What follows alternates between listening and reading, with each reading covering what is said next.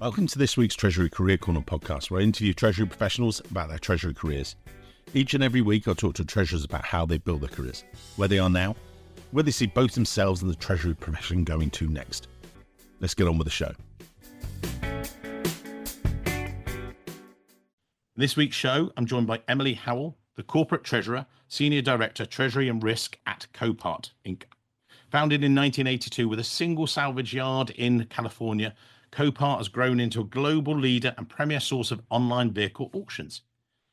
Copart's innovative technology online auction platform link buyers and sellers around the world. Headquartered in Dallas, the group actually operates more than 200 locations, 11 countries, and more than 175,000 up for auction every day. Every week, every day. Amazing. So they also specialize in reselling used, wholesale, and salvage title vehicles for a variety of sellers. We'll go through that a little bit more, and I'll get Emily to explain a little bit more. But I want to get onto Emily's journey within Treasury or finance and then Treasury.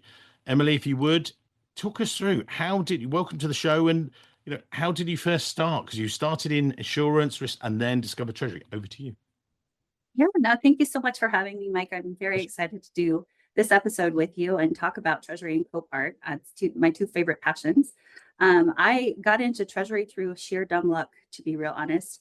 It was a mix of serendipity and kismet to find my passion a little bit after the halfway point of my career so far. So started in risk, my first job out of college, and spent about 7 years at Liberty Mutual learning both types of casualty insurance and really developing my love of working with people and knowing kind of that future-minded outlook on what's to come and prevented incidents that come down the line. And I just really enjoyed that time. When I moved over to my first corporate role in 2015, it was for a brand new company that had been spun off. It was bought by private equity, and they know that they needed a risk person, but didn't have any liabilities yet for me to manage.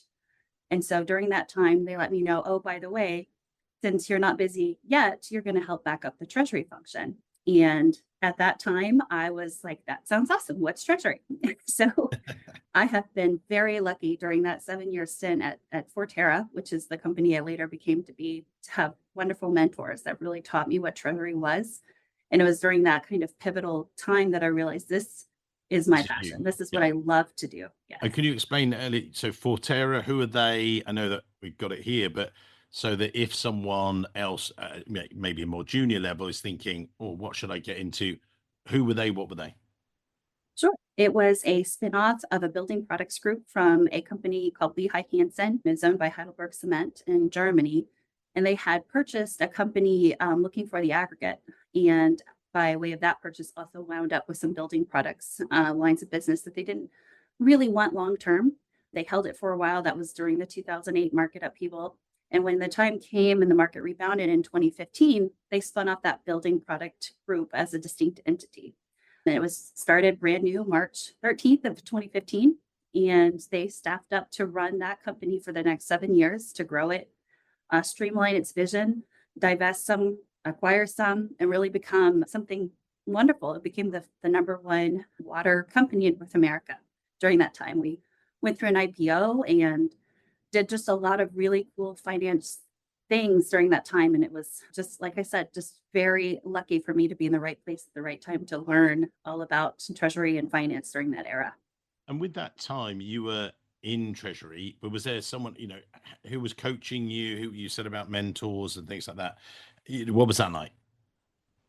Well, that position turned over a few times, which is just the nature of private equity. But I had some really great VPs that I worked for, some really great CFOs I worked for, are still friends. We still meet quarterly just to get together. But my VP originally was a gentleman named David Lawrence, who's gone on since then. He's in food service, leading that Treasury group now. I had a really great mentor, CFO, Charlie Brown, who embodies Charlie Brown. Yeah, love it. He's wonderful. And then just the Treasury professionals that I work for in my group, there was a woman who's now here locally. That was Stephanie Harp. She taught me the day-to-day of what Treasury is. She was willing to really sit down with me and explain, Treasury for dummies, basically, in a great way that made it accessible to me and see how great that profession could be. And interdepartmental. I know that that was a key thing. You're very much based on relationships. So you came in as the treasury. I was looking through some of your background and things. I know that working across departments is a big thing that you like. How would you say other treasury professionals should do it? Is it, meeting other people for coffee, or what should they be doing? What's your watchword? I think it's very personality based. I happen to be just a flaming extrovert in every single form of the fashion. I just love people. So what I do is I ask people out for lunch dates. That was a big thing that we do. I also ask to be one-on-one, put one-on-ones on people's calendars to kind of compare visions and roadmaps to see where we can find opportunities to streamline a little bit. Just learning lessons along the way. I realized a couple times in my career that there was some duplicity of efforts where my team might be working on something and another team was also working on that. And we were doing the same thing in parallel where we could have collaborated and just had a more streamlined approach to solving issues. And that bothered me. I didn't like this working in silos, doing the same thing in different departments. And so really building interdepartmental relationships has become one of my pet passions here at Copart and also at Forterra, getting to know what does other people's future look like and how do we fit together and align where we can support them. Well, let's get into the Copart bit, but as we do that, I just want to use that, sort of going back to what you just said, is there can be sometimes, I'm not saying you're going through it, but where some people are, hang on, no, that's my turf. You're looking after that. How did you get over that though? Again, maybe in Forterra up to now. There's been times where people might feel like, no, that's my job, and if you do my job, I won't have a job. Yeah. And really, Treasury is a supporting actor or actress in a business. We are here to reduce kind of that menial or manual type pain points that other departments have to make their work and time more value added and other things that we aren't good at and don't excel in. I'm never going to be wonderful at operational excellence. That's just not my background. It's not my passion, but I can take off some of this just duplicative or harder manual processes that maybe the operations folks are doing by streamlining or automating in Treasury and free up their time to go do something awesome that makes the overall whole better together. And that's really by explaining that we're not here to take your job. We're here to give you time back to go do your job better is really how we kind of win those hearts and minds for partnerships. And so then you were senior treasury manager for Forterra, managing all the pipe work. Love it. Fantastic. How did you then move across to Copart? And then you can explain who they are. I gave a bit of a header, obviously, about the company. Talk us through. Sure. Forterra was number one in North America in what we did, but we were private equity, and the goal of private equity is obviously value creation and then moving on to the next project to do the same thing. So it was a finite timeline. In 2018 is where we started having discussions about being purchased by another company, which was QuickBeat. The Winchester portfolios out of Atlanta wanted to streamline that business with their own version of it. And so we did go through an acquisition. So for the first 7 years, we were the acquirer. And in the end, we were acquired, which initially broke all of our hearts. We had built a wonderful team. We loved working together. We had done fantastic, exciting projects, hard things together. Our joke was steel is forged in fire because we had steel pipe. And we were sad that that was going to be breaking up. We still get together though. We're all still here local. But that time is when we realized that this company that was purchasing us is based out of Atlanta, and they wouldn't need a Dallas finance office.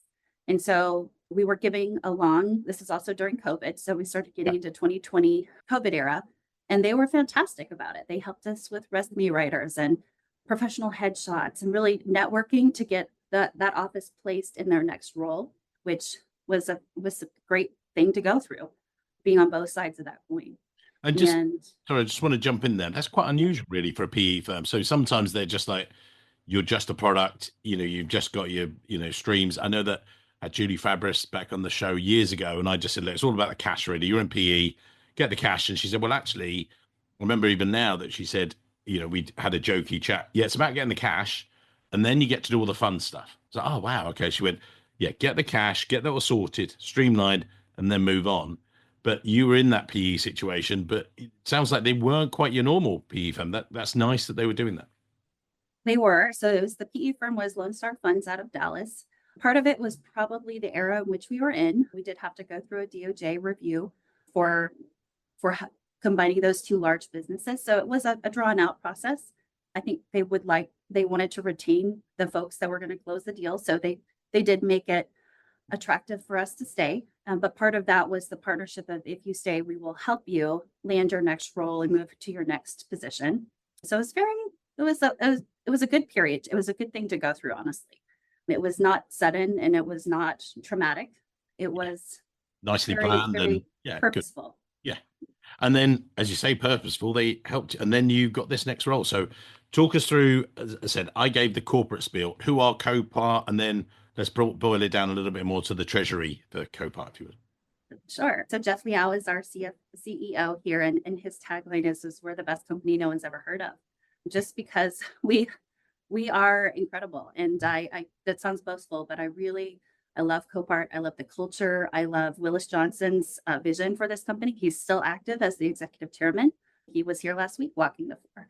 It's a special company that at Forterra, I was afraid I had peaked in my career because that was the most fun job I could envision. And I was just sad and nervous that was going to be my highlight and everything else would fall short. And I have been so very pleasantly surprised to come to Copart and find that it's not the case at all. This is more fun, the work we do and just kind of the freedom we have to create here is wonderful. So as you mentioned, Copart is an online auto auction platform. We partner with our sellers, which are primarily insurance companies, to help provide that platform to sell on consignment the vehicles that they have repurchased from their insurance. So that's not the only thing we do. That's the primary thing we do. We also have partnerships with financial institutions or fleets to sell those as well. But we provide this platform for a global audience for vehicles to move around the world. And that is, in a nutshell, what we do. But there's so much more to just the innovation we're allowed to have. Jay Adair was our former CEO, and he's the current chairman of our board. He has grown up in this business. And in the 90s, he took us online before online was cool. And it was because he had the vision and that mentality of what's next? What can we do next to provide value for our sellers and our shareholders? It's pervasive. So no one here just sits on their laurels and says, well, my job is to push this button for the rest of my career. It's my job is to go find what's next and bring it back and find a way to add that value into our department. And you said that he saw the value of the internet and going online and everything else. Was that just a business decision, or, as you say, it's quite pervasive, which it sounds different. I want to dig into that for the Treasury side, but, you feel that you've got the latitude to dig into other stuff, or? Right. So he saw it as not only just the future, but reaching more of an audience to sell these vehicles for our sellers. So in a local auction, you have the local buyers. Yeah. By going online, you have the world. And that is where we can really provide that value for both ends. A buyer in a remote part of the world might not have a dealership they can just walk into, but they have a need for transportation. So we provide that service where they can still have access to these vehicles. And for our sellers, their duty is to their insured. So to move those vehicles quickly for them, get their insured paid out so they can go buy a new one if they need to, if the car's been totaled. We're providing the service to move these vehicles quickly for them. And by going online, it's just a wider audience to have those sold at the proper value and then also as fast as we can. And when you joined, Emily, and you can give us maybe what was Treasury and then Risk and things like that. What was it? You walked in the door. What was there? Was it a clean sheet? What, greenfield, or what was the situation? I did walk into an inherited group of some really talented individuals. My predecessor had left to go pursue his passion in a non-for-profit treasury role and kind of opened this door. He'd laid a lot of bedrock for us on future projects and vision, but there was still I'm not sure I'll ever be done, but there was still a lot of projects to go and finish. And so I walked in with my team I had 6 people here in Dallas, and we did everything from some investments and making payments easier and handling, financial transactions for the company. And that's grown in scope over the last 3 years. My team is now, we have 19 people, and we've taken on other departments from our P cards application group, which is a group we have here. And then also I've built out the risk function here. So we have several risk professionals now. And again, we touched on technology there, and we talked before about your treasury system and things like that. How are you taking treasury forward? So, and I credit a lot of this to Leah, who joined us, who is our CFO, Leah Stearns, and she joined us about 2 years ago. But the focus has really been on problem solving manual work, just to really free up time for everyone to take off things that have to be done, but aren't necessarily creating value, to allow more time to go find new ways to create value. And so we did that through people, process systems, making sure we have the right people, making sure we have the right systems, and that we have documented processes that make sense for everyone, and really eliminating things that are not value add at all. Maybe they're legacy that started for a reason 20 years ago and they've been continued on, and really taking a critical look at them now to say, is this still a needed function, or can we, sunset that and go tackle something else? And having that freedom and buy-in to raise our hand and say, hey, we've grown, we're a global multi-billion-dollar company.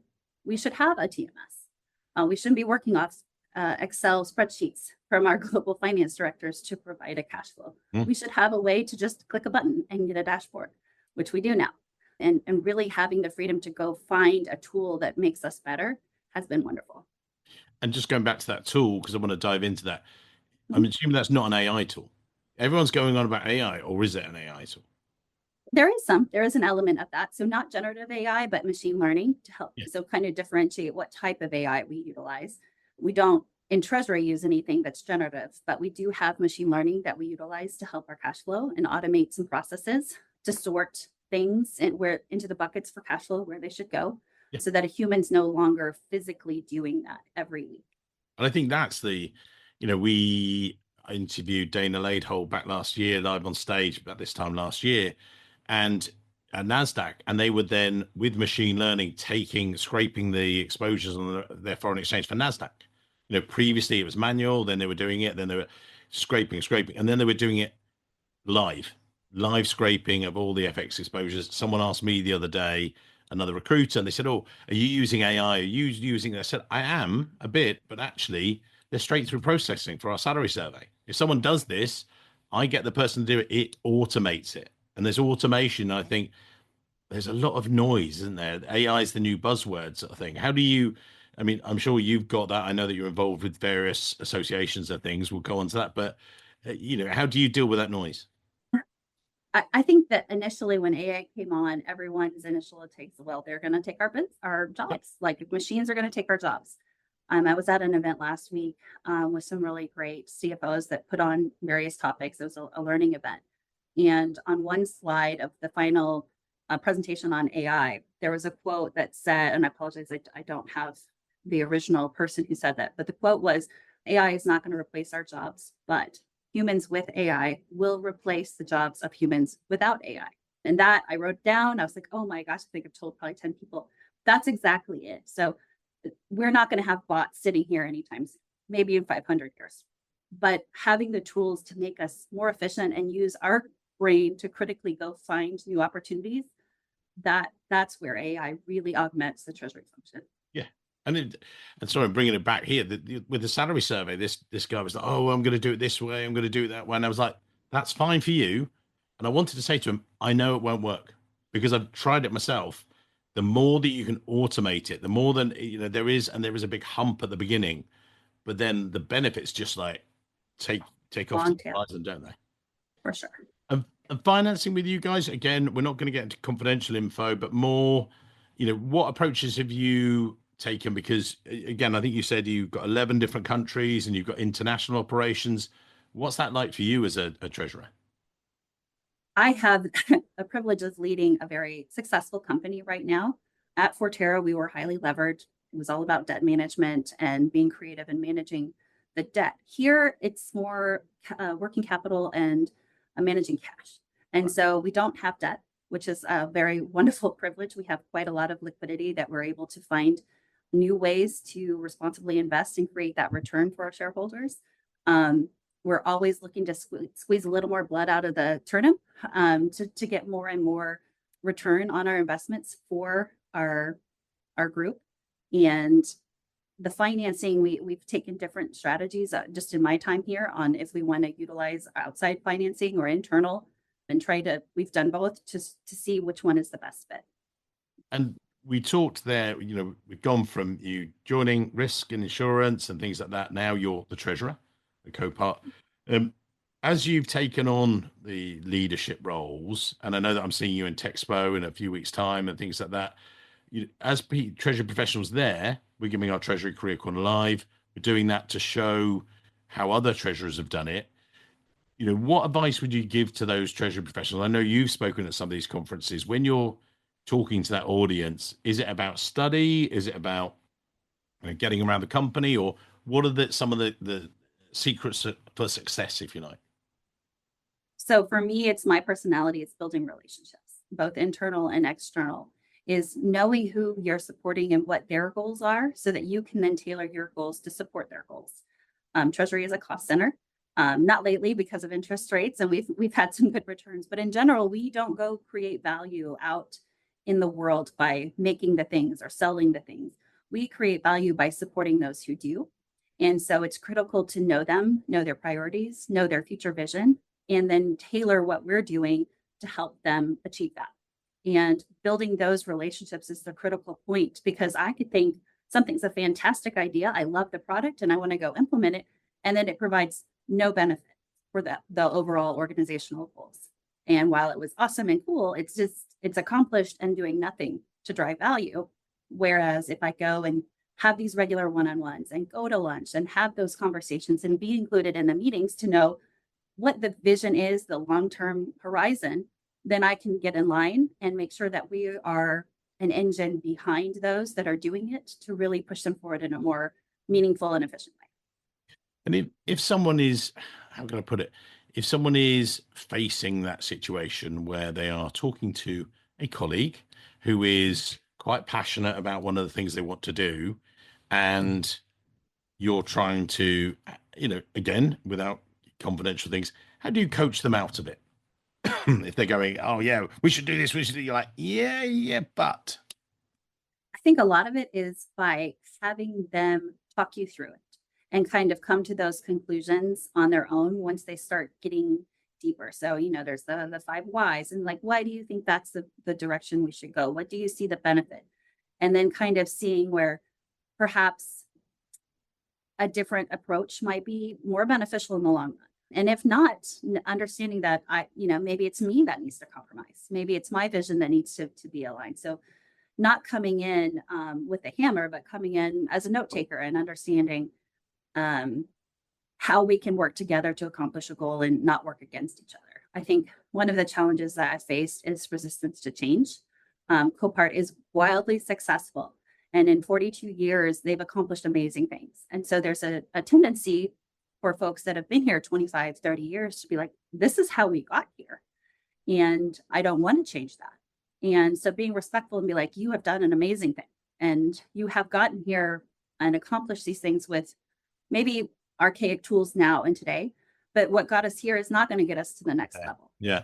And how can we pivot and use the knowledge that we've grown and accumulated over this time to then leverage up to what the next plateau might be in another 20 years. Hello, it's Mike here from the Treasury Recruitment Company. You've just been hearing my voice here talking to another amazing guest, but I just thought I'd jump in. I hope we're linked on LinkedIn. LinkedIn.com/MR Treasury, Mr. Treasury, to you and I. That means that then I can share our latest video blogs. I do them each and every week where I talk about how to get your next pay rise, how to improve your career, how to find your next role. If you're looking to recruit, I'm here to help. Connect to me on LinkedIn. I'll be looking forward to it. Just say, Mike, heard your message on the podcast. Thought we'd connect. Let's get on with the show. And now I wanted to sort of move into, I know you're great with your relationships. You're great with, volunteering for, committees, paying it forward and things like that. I was just actually putting together some of they won't have heard this. This is a good thing. People won't have heard my final slides and things, but I was talking about the New York Cash or the T-Money Association, and I put my hand up to help with one of their sessions. They said, actually, we fully full for that one. Could you help with this other one? That's led to 2 or 3 other things but I never did it for that reason. It wasn't done in pre-plan. I must do this. It was like, look, do you want a hand? I can help if you want. I've got this expertise. I know you do a similar thing with various organizations. Is that just at the goodness of your heart, or why are you doing it? Finance in Dallas is a somewhat small world. Yep. And I take the responsibility of acknowledging that my team is the future leaders of finance in Dallas. And it's not through me, but it's through encouraging them to participate in things like that they get exposure to and develop who they're going to become when they're a treasurer in 10 years or 15 years. And really investing in the people and in the organizations that support the people now pays off in the future, so that people have been like, I remember that. I sat in a meeting. I didn't understand it at the time, but I've done it before. And now I feel more confident to do it this time. And that's really what the mentors early on in my career did for me. And it's something that I'm really passionate about doing for not only just my team here at Copart, but for the others that are just starting out, is that exposure to big things early on helps build the confidence of this is for sure what I want to do. And then when you get there, knowing, oh, I've done this before. I recognize this. I'm familiar with it. And having the confidence to then move on purposefully in that next project or role. And beyond that, knowing that I'm kind of teaching them to teach others, so that when they get there, they're the same thing. And having this generational impact on the finance in Dallas is something that I am passionate about. Although I got some pushback for this, actually, when I was at AFP and I was talking to a couple of treasurers, they were like, listen to your podcast all the time, Mike, really enjoy it. But sometimes you talk about these treasurers, I just don't know where they get the time. It's like, if I'm giving time to my association, if I'm doing this, and I was just like, well, it's not like you make time. You're not robbing time with your family. For me, it's sort of, it's given opportunity to travel the world. And actually now, when we do AFP later this year, it's going to be a family trip because it coincides with a holiday. That's one of the things I was saying to them. We're planning ahead and things. But how would you justify it? If you've got sort of someone that's perhaps not quite so keen, how do you convince them? What's the convincer? I think it's very personalized on positions in life at any given time. My kids are teenagers. They're about to go off to college. So I have a little bit more time. I don't think I could be as invested if I had 3-year-olds in daycare. Yeah. So recognizing one size does not fit all at any given time. And honoring that sometimes a boundary is important because you want to be there for a little league game. My little league games are done. And so I have a little bit more time in the evenings to invest in the organizations. And then also just prioritizing what you're passionate about. I probably would not be as invested as I am if I was some other career that I didn't find so exciting. But because I've found my passion, it's not work. It's not like, oh, I have to go to this event. It's like, I get to go to this event. Yeah. I get to be with other thought leaders and learn from them. And it's just exciting to me. I just really enjoy it. So it's not necessarily a burden. It's a privilege. And I'm trying to remember who I was talking to the other day, but we were talking about the working from home life balance and things. And actually now we were talking about the fact that they do a lot of their work. They then get to see their kids and everything else. And they know that they're going to be on for a couple of hours that evening. That's fine. They said, actually, because I'm able to go to the gym in the morning, then I'm dealing with the US, then I'm doing this. And then, but there's a flexibility there. And it's not like they were saying, but I have to work 12-hour days. They were saying, no, I work an 8-hour day, but on my own time, working from home and things. And they are sometimes traveling to the city and things like that. But it sounds like you've got a similar thing as well. We do. We are primarily in person here. We do rotate just one day at home to be able to do the things as well. But it is similar that we might jump back on in the evening to finish a project. But it all stems from something because we're passionate about it. So it's not an atmosphere of like crushing, like despair of, oh, I still have to do more work. It's like, ooh, I have some more time to go work on this a little bit more, because you can see tangible differences that you're making in an organization. It's exciting for me and for most of my group. I think would say the same thing. And I know that you've spoken at industry conferences. We both do this, and then you've also been recognized as a nominee for Treasury Today's Woman of the Year and things. How important to that is that sort of recognition, but also networking, thought leadership, and things within your career? Is that something you think you've just touched on it there? That's why it's sort of bringing it to mind. Is that a thing you think everyone should try and do? I think it again, it's individualized. The recognition obviously is very it's nice. It's not a driving factor. I think it's important for the industry to have ways to recognize folks and future leaders. It really combats things like imposter syndrome. Yeah, If you're in a brand new role and you're trying your best and you love doing it, but you're not getting that feedback. Am I doing a good job? Am I making a difference? Am I participating in the larger ecosystem to make it better? Those little benchmarks and touch points of, hey, you did something really cool. This is really great. It's reassuring to be like, okay, what I'm doing is making a difference, and it invigorates you to continue going on. So I think those industry groups and those recognition and awards is great to really spur on the folks that just give them a touch point of you're on the right track. Keep going. yeah. And any other advice you give, maybe looking back to yourself a number of years ago that you now wish? Oh God, I wish if you were listening to the podcast today and you're a treasury assistant moving into your first analyst role or something. Any advice there?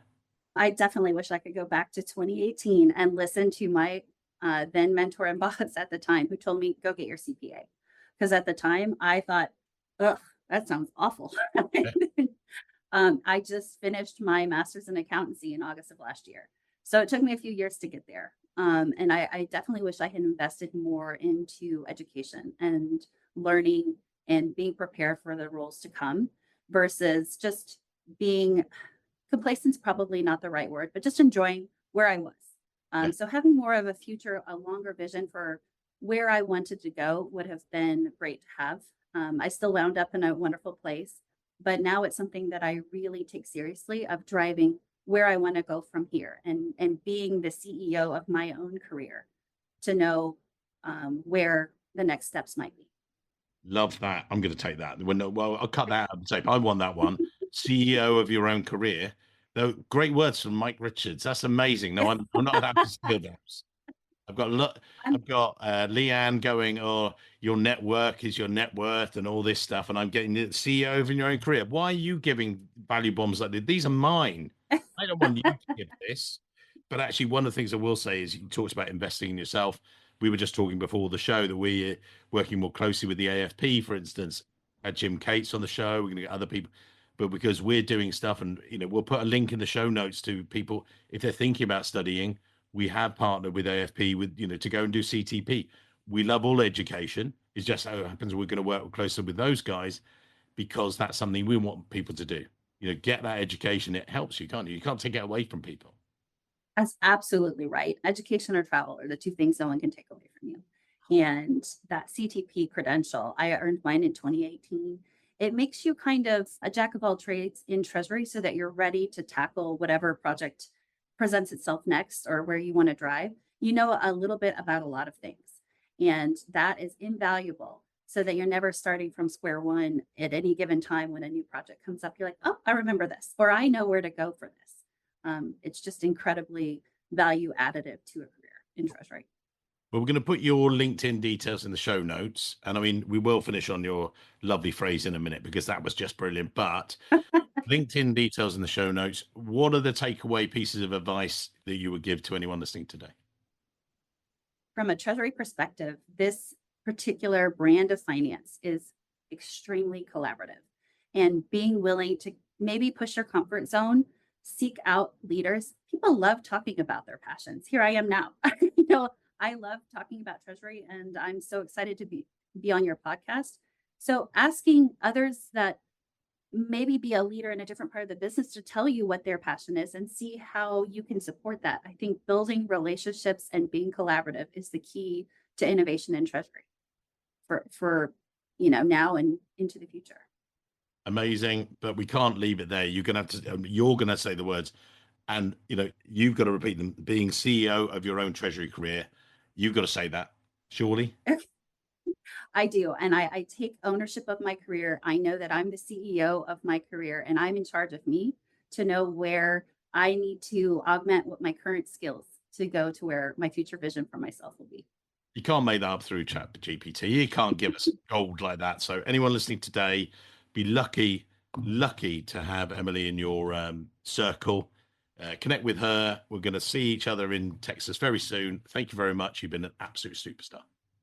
Thank you so much, Mike. This has been wonderful. It's an honor and privilege to be part of your podcast. Thank you. I hope you enjoyed this week's episode just as much as I did recording it. Now, don't forget to subscribe on your usual platform, whether that's Spotify, Apple Podcasts, wherever you listen to your podcast, so you never miss a future episode. Want to stay ahead in Treasury? Fantastic. Sign up for our newsletter. There's a link in the show notes. You'll get instant access to my pay review action plan for you, Treasury professionals. Free guide to help you prepare for salary negotiations, maximize your salary at your next pay review. You'll also get early access to our 2025 Treasury Salary Trends white paper. And if you take part in our salary survey as well at treasurysalary.com, we can send you our January review of salaries as well. And by signing up to the newsletter, you'll get access to our CV, resume, templates, career tips. What could be better? It's amazing. If you're looking for a role, go to the website, treasuryrecruitment.com, or maybe even join us at any of our 2025 events and conferences. We're right the way across. We're going from the US back through the UK, right the way across Europe, Dublin.